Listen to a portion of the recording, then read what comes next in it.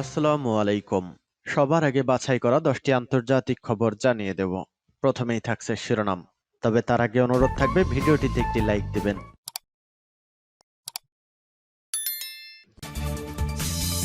জানিয়ে দেব আমাদের হাতে থাকা সর্বশেষ গুরুত্বপূর্ণ আপডেট আন্তর্জাতিক সংবাদ। লোহিত সাগরে ইসরায়েলগামী জাহাজে হামলা চালাবে হুতিরা। এরপর জানিয়ে দিব যুদ্ধবিরতির প্রস্তাবে যুক্তরাষ্ট্র বাধা দিলে পরিণতি খারাপ হবে বলছে ইরান।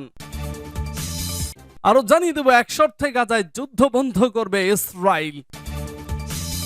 এদিকে জাতিসংঘের নিরাপত্তা পরিষদকে সংস্কার করতে হবে বলছে এরদোগান। সর্বশেষ জানিয়ে দেব কংগ্রেসের পর্যালোচনা ছাড়াই ইসরায়েলকে 14,000 গোলা দিচ্ছে যুক্তরাষ্ট্র। শুনছিলেন সংবাদ শিরোনাম, এখন বিস্তারিত। তবে তার আগে অনুরোধ থাকবে ভিডিওটিতে একটি লাইক এবং কমেন্টস করে জানিয়ে দিন আজকের এই ভিডিও সম্পর্কে আপনার মূল্যবান মতামত। আর অবশ্যই এই ভিডিওটি আপনার ফেসবুকে শেয়ার দিয়ে ছড়িয়ে দিন আর জানিয়ে দিন আপনি কোন জেলা থেকে বা কোথা থেকে আমাদের সংবাদ শুনছেন এবং দেখছেন। লোহিত সাগরে ইসরায়েলগামী জাহাজে হামলা চালাবে হুতিরা। ইয়েমেনের হুতিরা বলছে তারা ইসরায়েলের পথে লোহিত সাগরের জাহাজ লক্ষ্য করে হামলা চালাবে। ইয়েমেনের হুতিদের এক সামরিক মুখপাত্র শনিবার ইসরায়েলের সঙ্গে সহযোগিতার বিরুদ্ধে সব শিপিং কোম্পানিকে সতর্ক করে দিয়ে বলেছেন তারা লোহিত সাগরে হামলার লক্ষ্যবস্তুতে পরিণত হবে। ইয়াহিয়া সারি বলেন, গাজা যদি প্রয়োজনীয় খাদ্য ঔষধ না পায় তাহলে লোহিত সাগরে ইসরায়েলি বন্দরগামী সব জাহাজ তাদের জাতীয়তা নির্বিশেষে আমাদের সশস্ত্র বাহিনীর লক্ষ্যবস্তুতে পরিণত হবে। ইরান সমর্থিত হুতিরা ফিলিস্তিনিদের সমর্থনে লোহিত সাগরে ইসরায়েলের জাহাজে গুলিবর্ষণ করেছে। মার্কিন যুদ্ধ জাহাজগুলো তাদের বেশ কয়েকটি প্রজেক্টাইল ভূপাতিত করেছে। যুদ্ধবিরতির প্রস্তাবে যুক্তরাষ্ট্র বাধা দিলে পরিণতি খারাপ হবে বলছে ইরান। ইরানের পররাষ্ট্রমন্ত্রী হুসাইন আমির আবদুল্লাহিয়ান বলেছেন, গাজায় যুদ্ধবিরতির জন্য জাতিসংঘের প্রস্তাবে যুক্তরাষ্ট্র বাধা দিলে তা ভয়াবহ পরিণতি ডেকে আনতে পারে। যতক্ষণ যুক্তরাষ্ট্র জায়নবাদী শাসকের অপরাধ ও যুদ্ধের ধারাবাহিকতাকে সমর্থন করবে ততক্ষণ অঞ্চলের পরিস্থিতিতে একটি অনিয়ন্ত্রিত বিস্ফোরণের সম্ভাবনা রয়েছে। খবর দ্য গার্ডিয়ানের জানা গেছে শুক্রবার মার্কিন যুক্তরাষ্ট্র তার ভেটো ক্ষমতা ব্যবহার করে জাতিসংঘের নিরাপত্তা পরিষদের যুদ্ধবিরতির প্রস্তাবের বিপক্ষে ভোট দিয়েছে। নিরাপত্তা পরিষদের 15 সদস্যের মধ্যে 13 জন পক্ষে ভোট দেয়। যুক্তরাজ্য প্রস্তাবে ভোট দেওয়া থেকে বিরত ছিল। যুদ্ধবিরতির প্রস্তাবটি পেশ করেছিল সংযুক্ত আরব আমিরাত। প্রস্তাবে অবিলম্বে মানবিক যুদ্ধবিরতি ও সমস্ত জিম্মি মুক্তির আহ্বান জানানো হয়েছিল। ইসরায়েল ও হামাসের মধ্যে এক সপ্তাহের যুদ্ধবিরতির সময় জিম্মিদের মুক্তি দেওয়ার পাশাপাশি গাজায় ত্রাণ পৌঁছে দেওয়া হয়েছিল। তবে 1 ডিসেম্বর ফিলিস্তিনি যোদ্ধারা যুদ্ধবিরতির লঙ্ঘন করেছে অভিযোগ করে যুদ্ধবিরতি শেষ করে ইসরায়েল। তবে আমির আবদুল্লাহিয়ান দাবিকে সম্পূর্ণ মিথ্যা বলে উড়িয়ে দিয়েছেন ও বলেছেন ইসরায়েলের প্রতি মার্কিন সমর্থন থাকায় স্থায়ী যুদ্ধবিরতির আরো কঠিন হয়ে পড়েছে।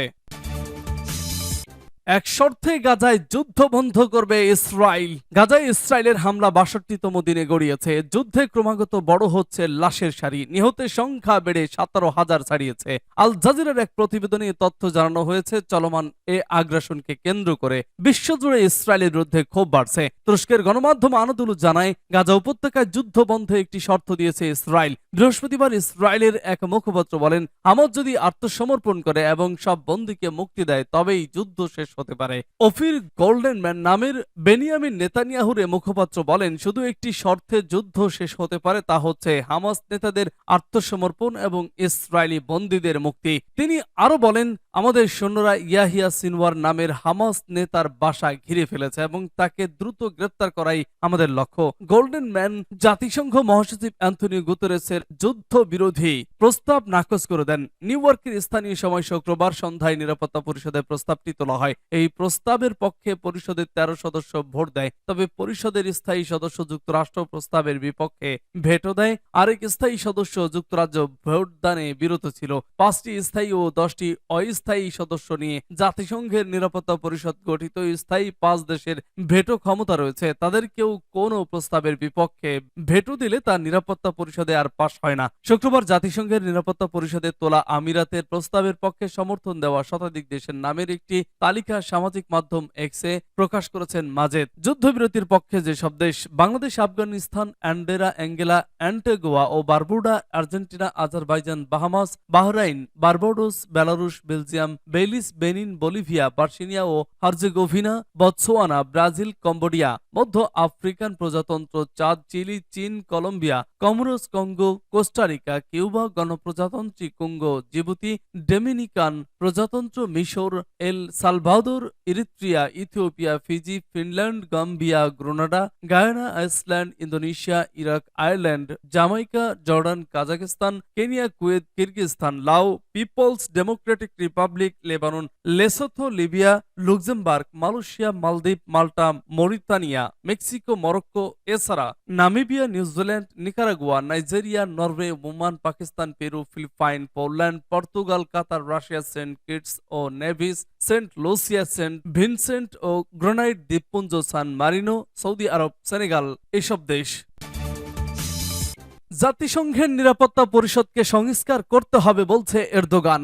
জাতিসংঘের নিরাপত্তা পরিষদে সংস্কার আনার আহ্বান জানিয়েছেন তুরস্কের প্রেসিডেন্ট রিসেপ তাইয়েপ এরদোগান। অন্যান্য দেশের বিপুল সমর্থন সত্ত্বেও গাজায় যুদ্ধবিরতির প্রস্তাব মার্কিন যুক্তরাষ্ট্রের ভেটোতে ভেস্তে যাওয়ার পর শনিবার ইস্তাম্বুলে মানবাধিকার বিষয়ক এক সম্মেলনে তিনি এই আহ্বান জানান। রয়টার্স জানিয়েছে শনিবার জাতিসংঘের নিরাপত্তা পরিষদে সংস্কার আনার আহ্বান জানিয়েছেন তুরস্কের প্রেসিডেন্ট রিসেপ তাইয়েপ এরদোগান। একই সঙ্গে জাতিসংঘে তোলা সংযুক্ত আরব আমিরাতের গাজায় যুদ্ধবিরতির প্রস্তাবে যুক্তরাষ্ট্রের ভেটো দানের নিন্দা জানিয়েছেন তিনি। ইস্তাম্বুলে মানবাধিকার সম্মেলনে দেওয়া বক্তৃতায় এরদোগান বলেন, যুদ্ধবিরতির জন্য জাতিসংঘের নিরাপত্তা পরিষদের দাবি কেবল মার্কিন ভেটোর কারণে নাকচ হয়ে গেছে। এটাই কি ন্যায় বিচার? তিনি বলেন, জাতিসংঘের নিরাপত্তা পরিষদকে সংস্কার করতে হবে। জাতিসংঘের সদর দপ্তর নিউ ইয়র্ক শুক্রবার সন্ধ্যায় গাজায় যুদ্ধবিরতির প্রস্তাবটি তোলা হয়। মুখে মুখে গাজায় যুদ্ধবিরতি, বেসামরিক জনগণের পূর্ণ নিরাপত্তার নীতি ঘোড়া ছোটালেও বরাবরের মতো এবারও গাজায় ইসরায়েলের পৈশাচিক হত্যাযজ্ঞ বন্ধের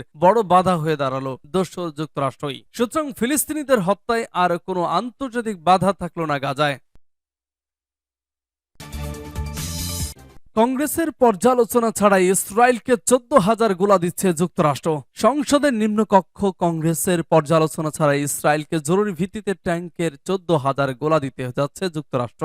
শনিবার এক বিবৃতিতে এ তথ্য জানিয়েছে দেশটির প্রতিরক্ষা মন্ত্রণালয়। এসব গোলা ইসরায়েলের কাছে 106.5 মিলিয়ন ডলারে বিক্রি করা হবে। সাধারণত কোনো দেশের কাছে যুক্তরাষ্ট্র অস্ত্র বা গোলাবারুদ বিক্রি করার সেটি কংগ্রেস পর্যালোচনা করে। এর জন্য কংগ্রেস 20 দিন সময় নেয়। তবে বাইডেন ইসরায়েলকে দ্রুত সময়ের মধ্যে গোলা দিতে নিজের বিশেষ ক্ষমতা ব্যবহার করেছেন। এসব গোলা ফিলিস্তিনের গাজা উপত্যকার সাধারণ মানুষের বিরুদ্ধে ব্যবহার করা হবে। গতকাল বার্তা সংস্থা রয়টার্স এক প্রতিবেদনে জানায়, ইসরায়েলকে 45,000 গোলা দেওয়ার পরিকল্পনা করছে যুক্তরাষ্ট্র। এখন দখলদার ইসরায়েলিদের যে 14,000 গোলা দেওয়া হচ্ছে সেটি ওই চুক্তিরই অংশ।